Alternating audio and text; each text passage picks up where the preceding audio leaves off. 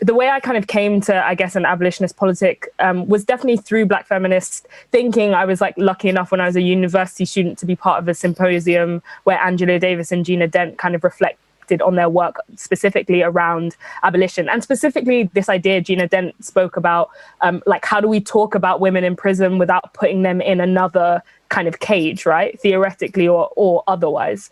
The way that I think about abolition is probably best articulated through Ruthie Gilmore, which is the same for most people, this idea of questioning or change or transforming the conditions by which prisons and policing and other forms of oppressive social organization became the answer to social problems, right? So I like to think of abolition as closely tied to a politics of abundance and a politics of living, meaning what would it mean to not develop a politics that relies on somebody being dead, right? We're always talking about justice after the fact, justice for X person who has died at the hands of the state or at the hands of the police. And I think what abolition is about one, finding ways to rethink how we deal with harm in our societies and in our communities, but also enabling and creating and building the conditions through which we might be able to flourish, so that the thing that we understand as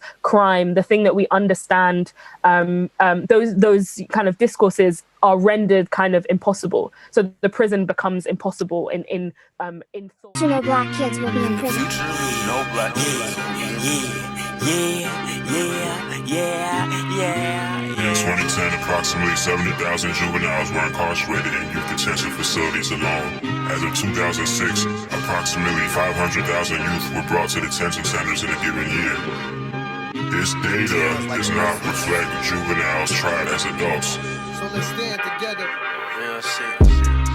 Who's wanna be kings? Black kings in the future, let me paint that picture for y'all. In a world with no youth prisons, we take them shackles off. That's a world full of bosses for sure. A future with no prisons, I feel our mental will be sane. 'Cause we won't be locked up in no cage, we won't be treated like no slaves. See more kids at the park 'cause they can come outside and play. 'Cause it ain't no victims, been corrupted by the system. They get paid to fire our brains. In my future, no kids will be in prison. Indigenous practice will solve harm, it can heal us. It will heal us, real shit, it will heal us. In the future, no black kids will be in prison. What do you imagine? We can make it happen. You have no soul if you truly believe a child to be locked down. Yeah. Fast forward to a future where no youth prisons, it's a world of empowerment where justice is restored and hearts are felt again and unity transcends. Yeah, I'm the living truth and came to testify that there's a better way to raise our youth than lock them up inside. So fuck the suicide. My future, no black kids will be in prison. I've been on a mission. 2020, what my vision is. 2017 could have pictured this. Even good kids had to take their risks. Only thing changed was the chains on the wrist. In my future, no kids will be in prison. Indigenous practice will solve harm, it can heal us. It will heal us, real shit, it will heal us. In the future, no black kids will be in prison. What do you imagine? We can make it happen. You have no soul if you truly believe a child to be locked down. Did we have a just and equitable police force and something went wrong? No. Policing in the U.S. began as a system of economic, social, racial, patriarchal, and ableist control. And that is what it still is today. The truth is police don't do what most people think they do. Police spend more than half of their time responding to non-criminal calls and traffic issues, and only 1 to 3% of their time responding to violent crime calls. Police don't stop violence. They respond to violence that has already occurred, and they respond with their own threat of violence.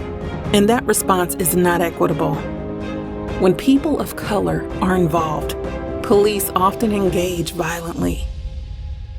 Yet we spend an astronomical amount of money on the police. Over $100 billion a year. Let that sink in. The demand to defund the police is about minimizing the role and power of police in our society. It's about demanding that the government stop writing blank checks for racist control, containment, and punishment. Defunding the police is also about recognizing that police do not solve or address any social issues. They do not prevent harm. What if we took that $100 billion and invested it in our community? What if we had housing, access to healthy food and clean water, health care, healing, cooperative businesses, education, child care, parks, art, and community services? If you already have those things, great. But that's not the reality everywhere. Ask yourself, if we have the resources, why doesn't everyone have this?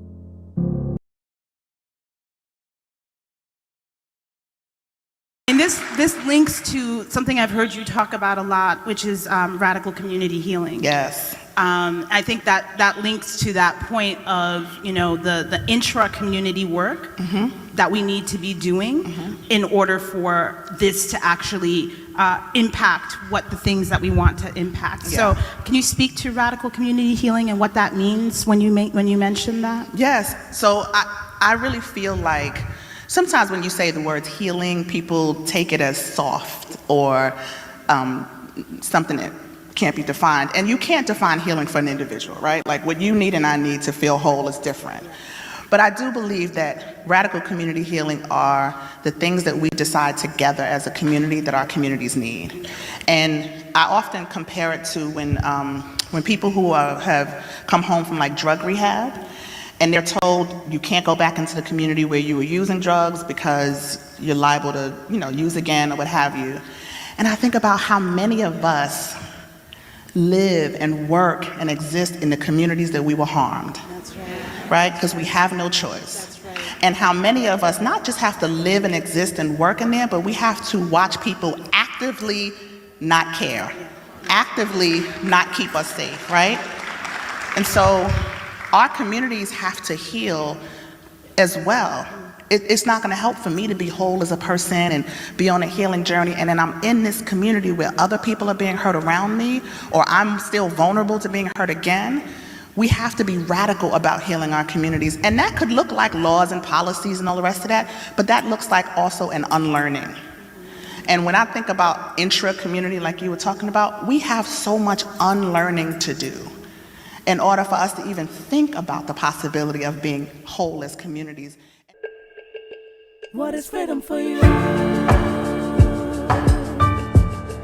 What is freedom for you? What is freedom for you? What is freedom for you?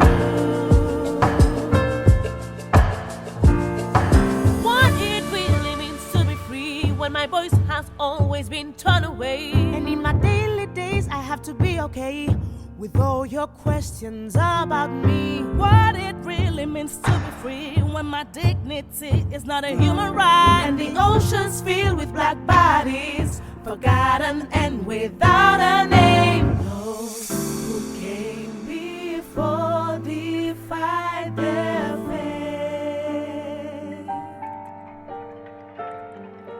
and here still fighting.